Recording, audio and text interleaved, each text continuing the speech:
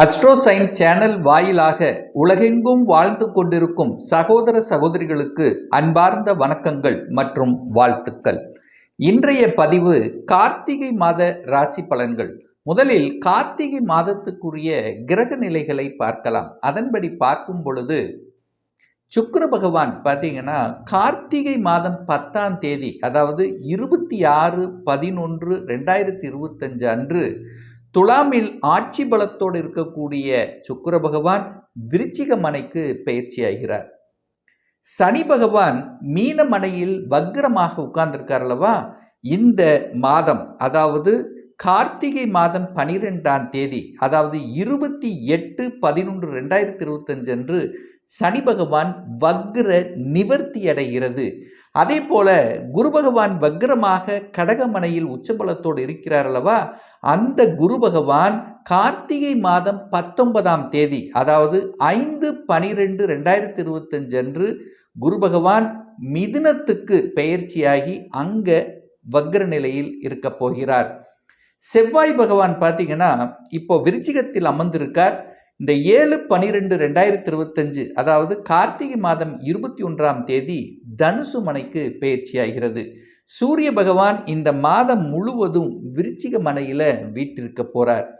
புதன் பகவான் வக்ரமாக, அதாவது கார்த்திகை மாதம் 7ஆம் தேதி 23/11/2025 அன்று துலாம் மனைக்கு வக்ரமாக சென்று மீண்டும் விருச்சிகத்தில் அமரப்போகிறார்.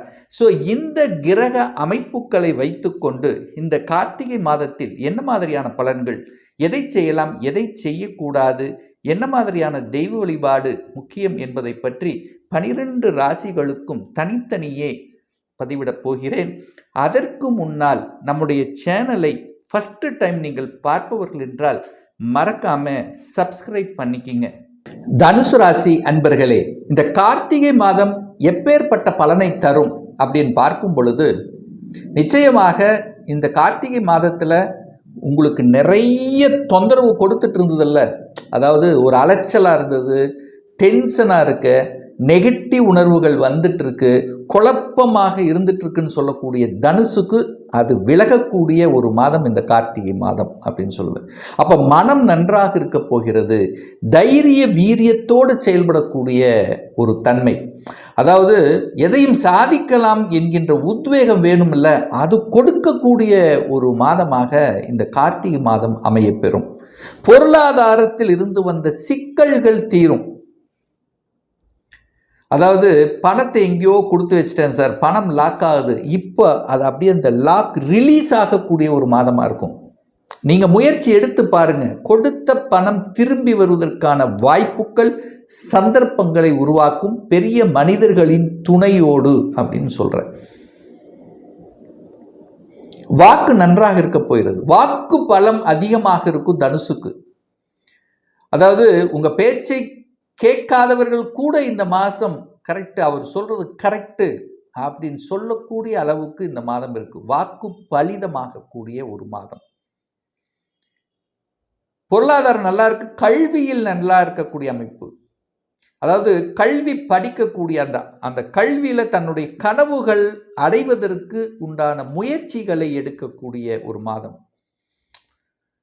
நான் இந்த கோர்ஸ் தான் படிக்கணும், இதை தான் பண்ணி ஆகணும் அப்படிங்கிறத ஆழமாக உங்கள் உள்ளுணர்வில் பதிய வைத்து அதை செயல்படுத்தக்கூடிய அமைப்பு இந்த கார்த்திகை மாதத்தில் இருக்க போகுதுன்னு சொல்லுவேன். 3ஆம் இடத்தில் ராகு இருக்கிறது நல்லது. உபஜயஸ்தானத்தில் ராகு இருப்பது பிரம்மாண்டமான ஒரு என்ன சொல்றது, ஒரு ஆர்வத்தை அதிகரிக்கும். பிரம்மாண்டமான முயற்சி எடுப்பீங்க, படிச்சே ஆகணும், சாதித்தே ஆகணும், செயல்படுத்தியே தீரணும் அப்படிங்கிற ஸ்ட்ராங்காக எடுக்கக்கூடிய ஒரு மாதம் இந்த கார்த்திகை மாதம். முடிவு டக்குன்னு எடுப்பீங்க. சரி தவறு, வெட்டு ஒன்று துண்டொன்று அப்படிங்கிற மாதிரி எஸ், குழப்பம் இல்லாமல் தெளிவாக முடிவெடுக்கக்கூடிய, செயல்படுத்தக்கூடிய, தொட்டது துளங்கக்கூடிய, காரியத்தில் கண்ணாக இருக்கக்கூடிய, இதெல்லாம் சூப்பராக இருக்க போகுது இந்த கார்த்திகை மாதம். வியாபாரத்தில் ஸ்ட்ராங்காக இருப்பீங்க இந்த மாதம். வியாபார நுணுக்கங்கள் அதிகமாக இருக்கும், புத்திசாலித்தனம் அதிகமாக இருக்கும். எந்த இடத்தில் எதை செய்யணுமோ அதை செய்யக்கூடிய ஒரு மாதம். 4ஆம் இடத்துல சனி பகவான் உட்கார்ந்திருந்தார். ஏதோ ஒரு வகையில் ஹெல்த்தில் தாய் சார்ந்த விஷயம், தாய் வர்க்கம் சார்ந்த விஷயத்தில் ஏதாவது ஒரு குறைபாடு வைத்து கொண்டே இருந்திருக்கும். உங்கள் ஹெல்த்லையும் சரி, ஏதோ இருக்கிற மாதிரி ஒரு ஃபீலிங்ஸாவது கொடுத்துட்ருக்கோம். ஒன்றுமே இருக்காது, பட் இருக்கிற மாதிரியான ஒரு ஃபீலிங்ஸை கொடுத்துட்டு இருந்திருக்கும். இந்த மாதம் குறிப்பாக சொல்ல போனால் கார்த்திகை மாதம் 12ஆம் தேதி 28/11/2025 அன்று சனி பகவான் வக்ர நிலையில் இருக்கார் அல்லவா, அந்த நாளில் வக்ர நிவர்த்தி அடைகிறது. அப்போ வக்ர நிவர்த்தி அடையும் போது நிச்சயமா அந்த ஹெல்த் சார்ந்த விஷயத்திலிருந்து வந்த பிரச்சனைகள், தாய் ரீதியிலிருந்து வந்த பிரச்சனைகள், ஒரு வீடு வாங்கணும், வண்டி வாகனம் வாங்கணும், ஏதோ ஒரு தடை கொடுத்து கொண்டிருந்த விஷயங்கள் எல்லாம் ரிலீஸ் பண்ணப்படும். அப்போ புதிய வாகனங்கள், புதிய வீடு கட்டுவதற்கு, வீடு வாங்குவதற்கு உண்டான யோகங்களை கொடுக்கக்கூடிய ஒரு மாதம் இந்த கார்த்திகை மாதம் எடுத்துக்கலாம். குழந்தை பாக்கியம், குரு, குழந்தை காரக கிரகமான குரு பகவான் உச்ச பலத்தோட வலிமையா இருக்கார்.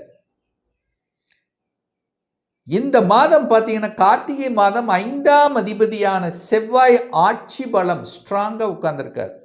5க்குரியவன் ஆட்சி பலம் ஸ்ட்ராங்கா இருக்கார். குழந்தை காரக கிரகம் உச்ச பலம். அப்போ குழந்தை பாக்கியத்துக்கு எந்த தடை இல்லை. இந்த கார்த்திகை மாதம் டக்குன்னு குழந்தை பாக்கியம் கிடைச்சிரும்.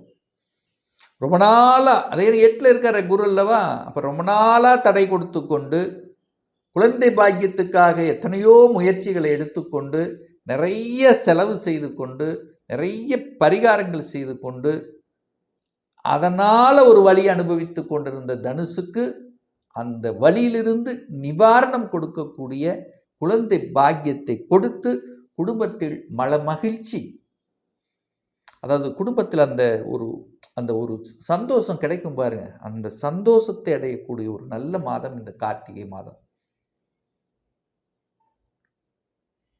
6ஆம் அதிபதி ஆட்சி பலம் ஸ்ட்ராங்கா இருக்கார். அப்போ 6க்குரியவன் 11ஆம் இடத்தில் ஆட்சி பலம். 6க்குரியவன் தனக்கு 6ஆம் இடத்தில் ஆட்சி பலம். 6ங்கிறது என்ன? கடன், நோய், எதிர்ப்பு, பகை, வம்பு, வழக்கை குறிக்கக்கூடிய இடம் அந்த 6ஆம் இடம்.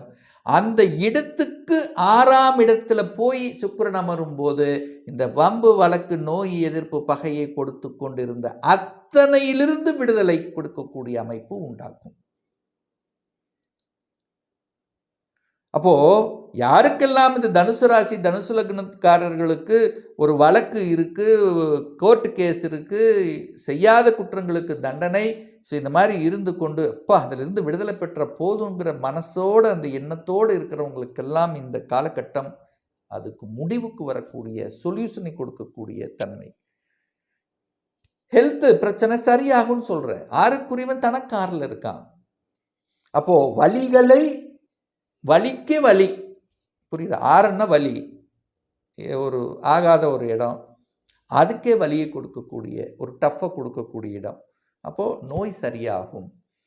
இந்த கார்த்திகை மாதம் உங்களுக்கு ஏதாவது ஹெல்த் பிரச்சனை இருந்தால் கூட இப்போ அந்த நல்ல டாக்டர் காண்பிக்கப்படும், நல்ல ஆஸ்பத்திரி இந்த இடத்துக்கு போனால் சரியாகும்.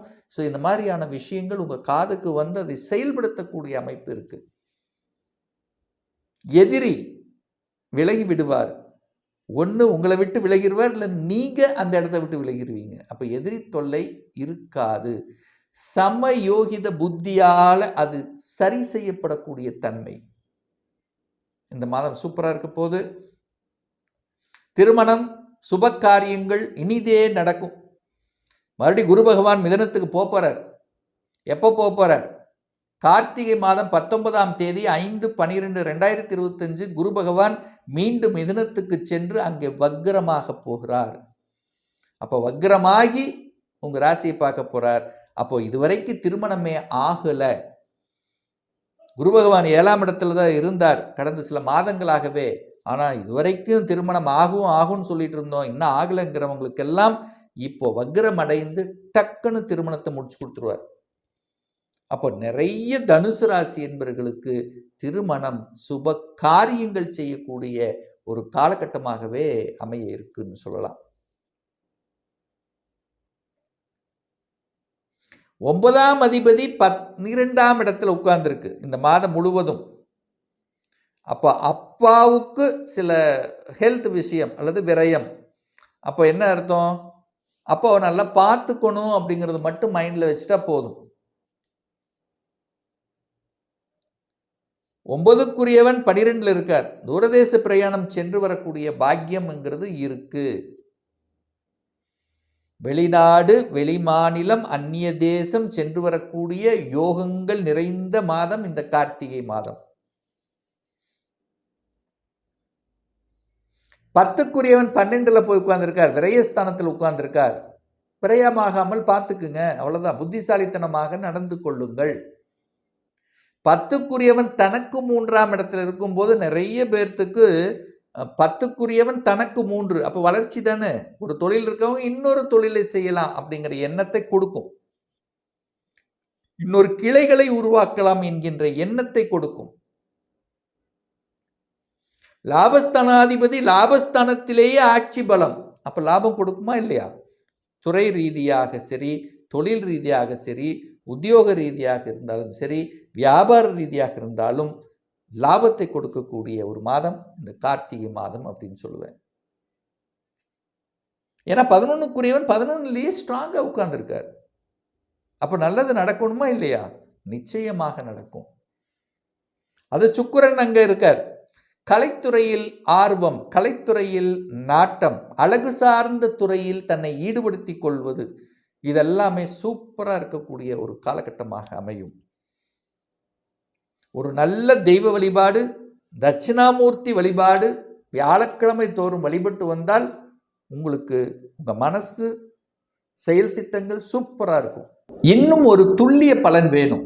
உங்க ஜாதகத்தில் கிரகங்கள் எப்படி இருக்கு, என்ன ஆதிபத்தியம் பெற்றிருக்கு, என்ன டிகிரியில் அமர்ந்திருக்கு, நடப்பு தசாநாதன், புத்திநாதன், அந்தர்நாதன், சூட்சமநாதன் என்ன என்பதை பார்த்து கொண்டு இந்த 2025ல் சொந்த தொழில் செய்வதற்கான கொடுப்பினை இருக்கா?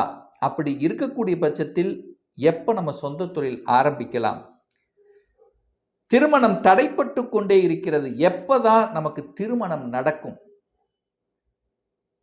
+2 முடித்து விட்டு எந்த கோர்ஸ் எடுத்து படித்தால் நம்மளுடைய ஃபியூச்சர் சிறப்பாக இருக்கும்? எப்போ எனக்கு ப்ரமோஷன் இடமாற்றம் கிடைக்கும்? எப்போ நான் வீடு கட்டுவேன்? எப்போ குழந்தை பாக்கியம் கிடைக்கும்? இது போன்ற கேள்விகளுக்கு துல்லியமான பதிலை நம்மால் கூற முடியும். ஒரு பர்சனல் கன்சல்டேஷன் எடுத்துக்கணும், ஒரு சுய ஜாதகம் பார்க்கணும் என்று விருப்பப்படக்கூடிய அன்பர்கள் டிஸ்பிளே தெரியக்கூடிய நம்பருக்கு வாட்ஸ்அப் மூலியமாகவோ ஃபோன் கால் மூலியமாகவோ தொடர்பு கொண்டு நேரடியாகவோ அல்லது ஆன்லைன் மூலியமாகவோ கன்சல்டேஷன் எடுத்துக்கலாம். நம்மளுடைய அலுவலகம் கோயம்புத்தூரில் அமைந்துள்ளது. அதாவது கோயம்புத்தூரிலிருந்து மேட்டுப்பாளையம் செல்லும் வழியில் வெள்ளக்கிணர் பிரிவுக்கு அருகில் அன்னபூர்ண ஹோட்டலுக்கு பக்கத்தில் அமைந்துள்ளது. பிரியர் அப்பாயின்மெண்ட் வாங்கிட்டு நேரடியாக கன்சல்டேஷன் எடுத்துக்கலாம். நிச்சயமாக இந்த பதிவு ஏதாவது ஒரு ரூபத்தில் உங்களுக்கு யூஸ்ஃபுல்லாக இருக்குங்கிறதுல எந்தவித மாற்று கருத்தும் கிடையாது. இந்த ராசி நட்சத்திர நேயர்கள் அனைவரும் வாழ்க வளர்க வளம் பெறுக என்று எனது வாழ்த்தினை தெரிவித்துக் கொண்டு விடைபெறுகிறேன். நன்றி, வணக்கம், வாழ்த்துக்கள்.